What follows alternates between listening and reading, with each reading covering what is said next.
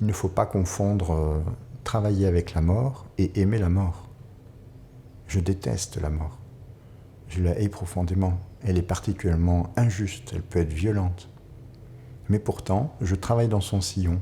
Et ça, c'est des choses qui me plaisent à réaliser. C'est réparer en partie, modestement, même sur quelques jours, ce que cette grande faucheuse est capable de faire à l'humanité. Ouais.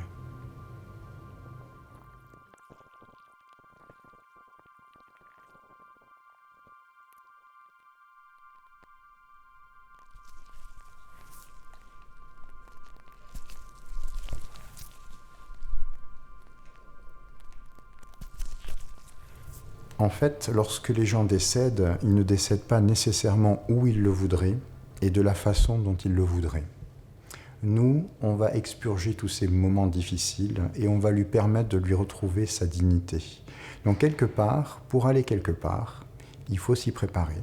Et le passeur, c'est son rôle, de prendre quelqu'un, de l'emmener d'un endroit A à un endroit B. Donc nous, notre rôle, c'est de l'emmener vers sa dernière demeure, c'est-à-dire son dernier lit, qui est le cercueil. On peut considérer que le cercueil, finalement, est l'écrin et que le défunt en est le bijou.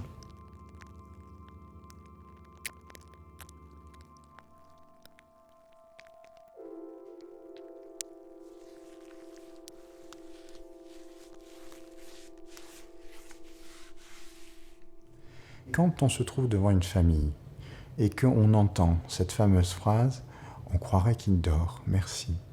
Cette simple phrase, pour nous, ça vaut de l'or. Ça veut dire que pendant des heures, on s'est battu contre quelque chose d'affreux et on a cette petite revanche, ce petit laps de temps qu'on peut permettre aux familles de retrouver, ces quelques jours, ces quelques heures parfois.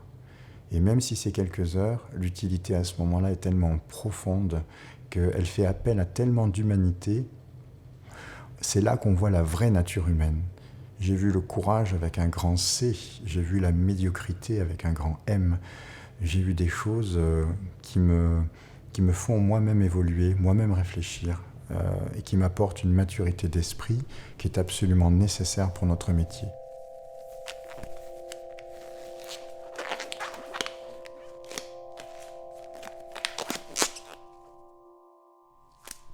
On appelle ça l'art thanatopraxique, l'art restauratif. Ça veut bien dire qu'il y a quand même derrière l'art toujours quelqu'un qui est censé produire une étincelle intéressante.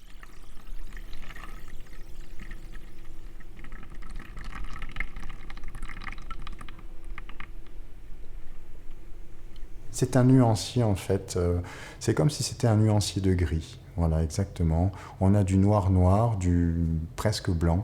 On n'est jamais blanc quand on meurt. Et on a tout ce panel de gris qui peut être à l'infini. On a vraiment toutes sortes de morts.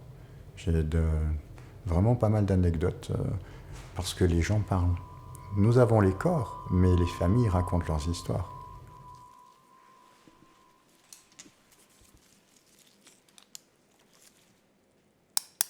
Alors, il faut imaginer que ça s'était passé en printemps. C'était un matin, un dimanche matin, et il y avait un superbe soleil de matin qui était magnifique.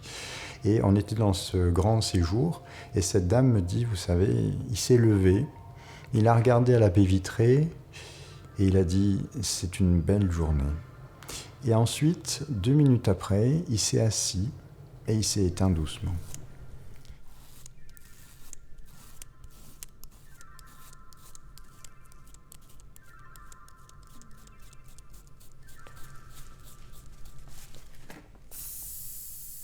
On ne nous demande pas en fait de ne pas avoir d'émotions, on nous demande de savoir la gérer.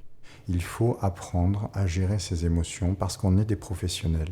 Mais ça ne veut pas dire qu'on ne réagit pas intérieurement. Voilà.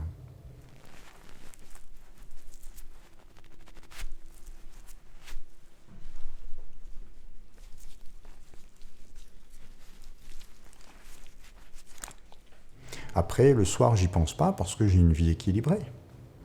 Voilà, j'ai quelqu'un qui m'attend à la maison, j'ai mes animaux, donc j'ai autre chose à penser qu'aux morts. Je pense que je leur consacre beaucoup de temps dans la journée et je ne vois pas pourquoi le soir, il faut que je m'occupe des vivants aussi. Voilà, je vis aussi. Voilà.